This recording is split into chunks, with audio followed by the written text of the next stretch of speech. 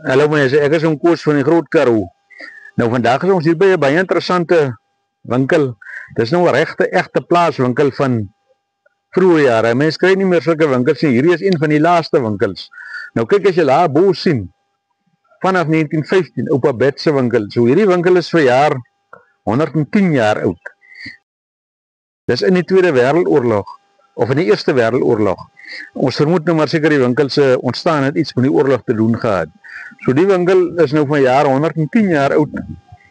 En hy het nou die Eerste Wêreldoorlog oorleef, die groot griep van 1918 oorleef, die groot vloed van 1924, die depressie van 1929, die Tweede Wêreldoorlog van 1939, hy het die nasionale partyregime oorleef en die nuwe Suid-Afrika sover. Nou hier by my is Stefan Kraus. Jy sê, jy's nou Kraus, ja, maar Oupa Battery winkel begin. Wil jy net so kortliks vir die kykers vertel hoe die familie in mekaar steek tot by jou? Ja, ons is nou tans die 4de geslag. Dis eintlik my vrou se familie, dis hoekom die van nou Kraus is. So ja, ons soos ek gesê het, ons is die 4de geslag op die plaas. En hier by die winkel en ons probeer nog maar dinge aan die gang hou soos wat dit voor jare was. En sover hou dit nog. Okay, nou Stefan is nou onder andere 'n baie bekwame vleiswerker. Ons gaan net daar sy slaghuis kyk hoe lyk dit. Nou kom ons gaan gou binnekant toe, dan wys jy vir ons hoe lyk dit daar. Maak so.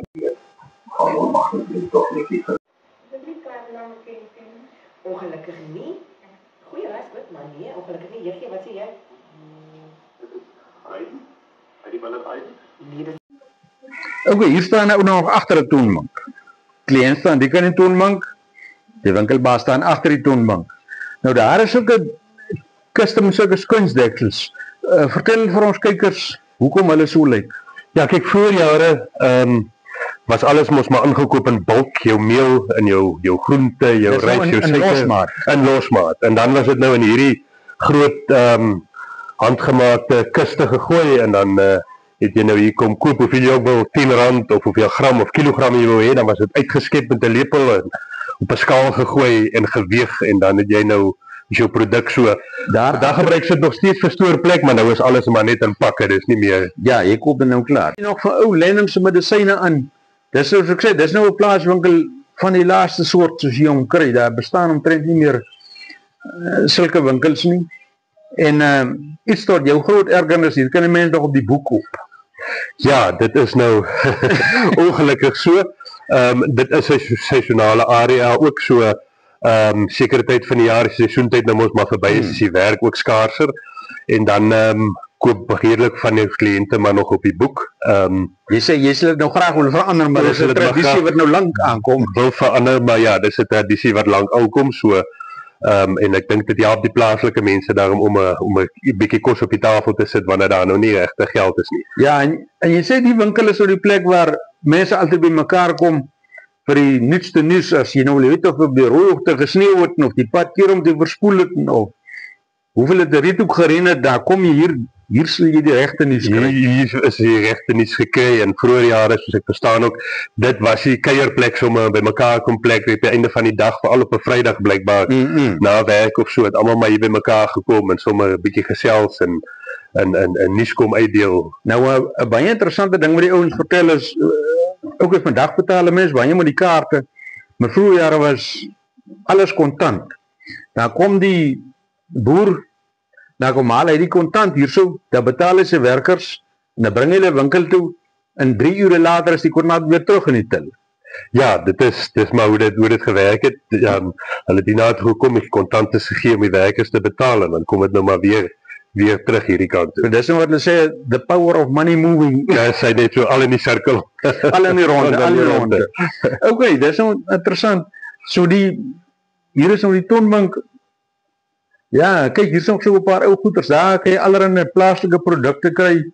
Mense wat hier in die omgewing bak, daar's hulle beskuit, daar's die droëvrugte. Dis droëvrugte wêreld hierdie. Okay, ek wil net in die slaghuis begin. Hierdie boetsersblok. Dis nou 'n regte oudtydse blok. Jy sê dis voor die tyd van vleissaag. Dis nog voor die tyd van vleissaag en sommer 'n byl of 'n mes gebruik om die vleis te sny of te kap waar dit nodig was. Daar was nie planke of vandag gebruik ons sommer sulke dik borde waarop jy sny, vleesglasborde of plastic borde, maar dit was die bord waar vroeër jare gewerk is. Jy sien hoe hy al sy ingeduik is van die kap en die sny. En hy is stewig, hy is amper so aan, jy kan my kap op. Hy gaan nie tot dit nie, Jy kan my kap op. jy kan my kap op my slip aan. Ok, hier so jou spannetjie wat nou met die vlees werk. Jy sê mense bring van ver af beste en skape en wild, vir al die ons is nou jagtyd, hulle bring hulle bokke wat hulle geskiet het, dat jy verwerk het, maar wors maak. Dan ons doen baie vleisverwerking en dan maak ons eie produkte ook, vir al ons wors wat baie gewild is. Ek moet dan ook noem, al die geslagte nog, die koolwors was soos 'n tradisie, dit wat altyd van die beste van die omgewing. Ja, nee, En vandag se dae is dit nog steeds so, ons dit weer so daar is moontlik aan die ou resep kom, ek dink nie hy's meer 100% daar nie, maar ons wors bly nog steeds 'n wenner. Maar die resep hou jy geheim, En die dis resep- vir enigiemand. Ja, nee, ons deel hom nie met enige iemand, ja, hy moet spesiaal bly. Ja, nee, ek kan nou daarom praat van Stefan se wors, hy's bekend, die mense kom uit die Kaap uit, spesiaal om die wors te kom koop. Dis nou die goedkoopste wors nie, maar die heel beste. Ja. En dit is nou Vrydag hier by ons, so nou, hulle is nou besig juist om gou ons bestellingkies te pak, en baie van veral ons borsel wat nou moet dorp toe gaan, wat die 40 kilos hier vandaan is, baie van ons kliënte is in die dorp, en dan skakel hulle maar in vir bestellings, en op 'n Vrydag vat ons dit in. Nou, maar hierdie pot, hier maak jy lewerwors. Ja, hier maak ons Dit is nou, ons kan dit nou amper noem boerebeloon. ja, dit Nou, maar dit is vertel so. vir ons, hoe werk lewerwors? Lewerwors is nou maar, ons maak hom, het klink nou al wors, maar hy is nie glad nie in 'n darm gestop nie, ons sit pak vir hom in 'n bak, maar dis, maar die hartslag en die lewer en daai binne ingewande van die diere, ek dink die ouer mense het 'n ander woord vir hom ook gehad, maar ja, ons praat nog maar van die lewerwors, en ons gooi ons dit alles in hierdie pot, so klein bietjie water in, dan gaan hy so deurnag, wat ons hom laat kook, en dan môreoggend dan haal ons skep ons dit uit, die melmasienetjie, en dan gooi ons hom in sulke groot stainless steel bakke terug in die koelkamer, laat hy dan nou bietjie set, en dan verkoop ons hom so 20 of 30 rand sulke blokke. En dit is 'n baie gewilde produk. En dis 'n baie gewilde produk, ja, hy kom al 'n hele klompie jare saam met die winkel. Okay, nou, hier is 'n groot industriële vleismiel, dis nou sommer 'n manier hier, ek dink moet hom al jy wees sommer net so chop. Ja, nee, kyk, hierdie ouetjie se meneer, hy dis 'n 3-spoed ook, so jy kan met hom werk, op stadig vinnig of nog vinniger. En hy is al gemaak van die goeie ou diksverhaal. Ja, nee, kyk, dit is, as jy vergelyk, die nuus kom nie by die ouetjie Ek sien dit glo. Ja, nee. Okay, dis nou Vrydag en hier is nou 'n klomp bedrywigheid in die gang. Hier word bestellings opgemaak, die papierwerk word uitgemaak. Dis sommer 'n kwai bedrywigheid hierso. Ons nou nie die mense verder hinder nie. Kom ons los hulle dat hulle gou Stefan se produkte hier uitkry.